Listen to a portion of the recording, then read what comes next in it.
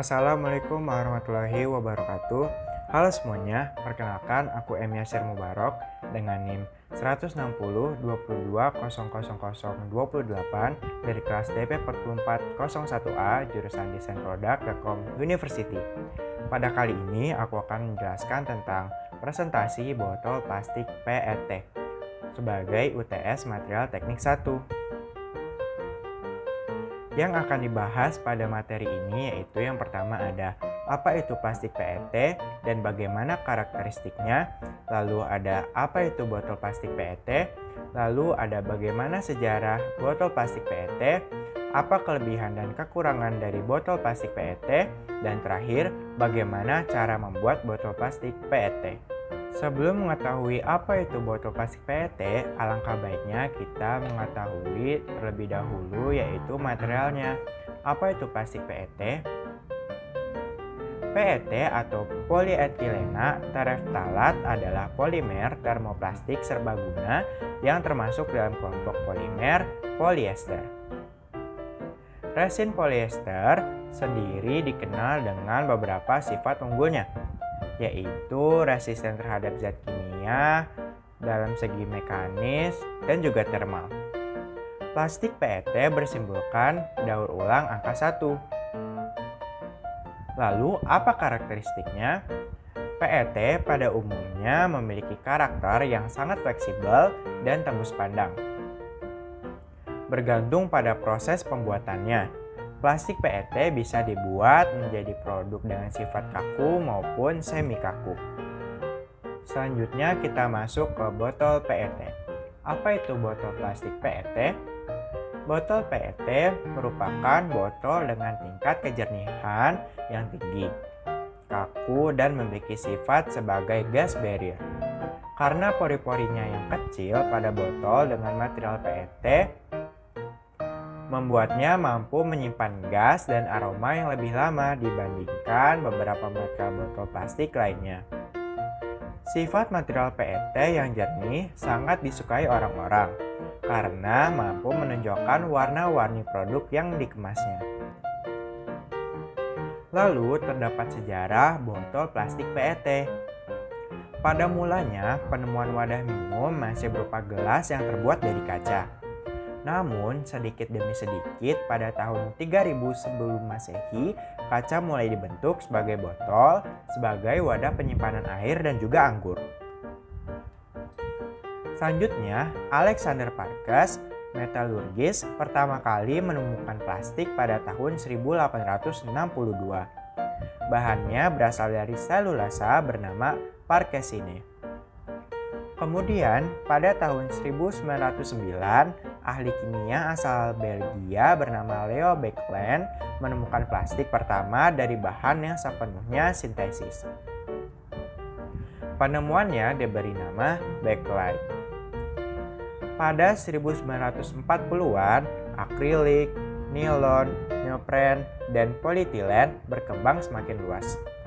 Hal tersebut memberi jalan bagi penemuan berbagai jenis plastik, tak terkecuali PET. Selanjutnya, PET hingga saat ini paling banyak digunakan di dunia. Peminatan PET sebagai pembungkus pada tahun 2014 ialah sebanyak 16 juta ton dan diperkirakan akan terus bertambah mencapai 20 juta ton pada tahun 2019.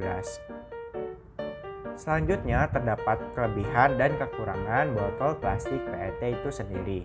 Yang pertama, kelebihannya dalam rantai daur ulang plastik, PET memiliki sifat yang ringan, mudah dibentuk, mudah didaur ulang, dan tidak mudah pecah. Botol PET jernih yang dikumpulkan dapat didaur ulang dengan baik dan dapat dikonversi berulang kali menjadi botol PET atau recycle PET. Berkualitas tinggi menjadi beragam produk bermanfaat lainnya.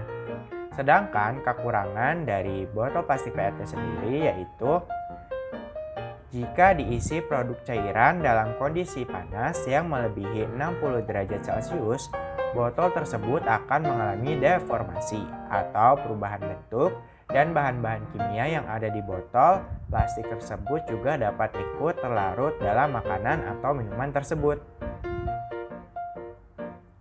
Selanjutnya, cara pembuatan botol plastik PET. Pada tahap pertama, biji plastik dan serpihan PET digabung menjadi satu dengan perbandingan maksimal 1:9. Setelah itu, campuran ini dipanaskan dengan menggunakan chopper dryer. Campuran tersebut dipanaskan agar kandungan air yang terdapat dalam PET hilang dan campurannya dalam berwujud lelehan. Agar kandungan air dapat hilang, campuran dipanaskan dengan suhu antara 140 hingga 170 derajat Celcius selama kurang lebih 4 jam. Campuran yang telah bebas dari air dimasukkan ke dalam terowongan dan kemudian diberi warna. Selanjutnya, biji plastik yang berwujud cair akan dibentuk menjadi botol. Untuk pembentukan botol sendiri ada dua metode. Yang pertama, ada metode cold perform dan juga metode hot perform. Metode cold perform. Terdapat dua tahap dalam metode ini, yaitu injection molding dan juga blow molding. Pada tahap pertama, plastik telah meleleh akan melalui tahap injection molding. Botol PET akan dibentuk seperti tabung, ukurannya lebih kecil dan dinding botolnya lebih tebal.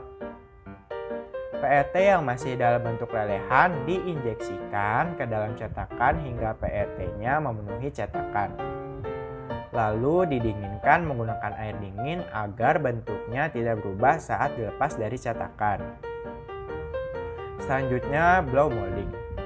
Benda tersebut harus dipanaskan terlebih dahulu hingga materinya berada dalam titik paling elastisnya. Preform harus dipanaskan dengan suhu yang tidak terlalu tinggi. PET dapat dibentuk karena saat PET dipanaskan akan bersifat elastis. Udara yang ditiupkan ke dalam preform PET telah dibersihkan sebelumnya menggunakan air purifier. Selanjutnya ada metode hot perform. Metode ini juga melalui dua tahap. Yang pertama ada injection molding dan juga blow molding. Yang membedakannya adalah lelehan PET hanya melalui satu macam mesin saja. Pemanasan dilakukan sekali saja, yaitu sebelum PET melalui tahap injection molding. Sisanya panas tetap dibutuhkan untuk mempertahankan kondisi PET agar tetap elastis. Untuk membuat tutup botol, PET cukup melalui injection molding saja. Kendala yang mungkin timbul saat pembuatan botol PET adalah munculnya asetaldehida jika PET dipanaskan dengan suhu yang terlalu tinggi. Asetaldehida tidak berbahaya bagi tubuh, tetapi dapat merusak rasa minuman, terutama jika minuman yang dikemas dalam bentuk air.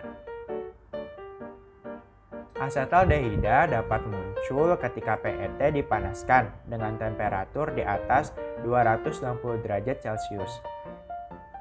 Untuk mencegah munculnya asetaldehida, kita dapat mengurangi suhu dan juga mengurangi waktu pemanasan. Selain munculnya asetaldehida, kendala lainnya yang dapat timbul adalah PET dapat bereaksi dengan zat yang memiliki gugus OH dan COOH. Berikut beberapa sumber literatur yang saya ambil dalam materi presentasi ini. Sekian dari saya, mohon maaf apabila ada kesalahan. Wabillahi taufiq walhidayah. Wassalamualaikum warahmatullahi wabarakatuh. Sampai jumpa lagi.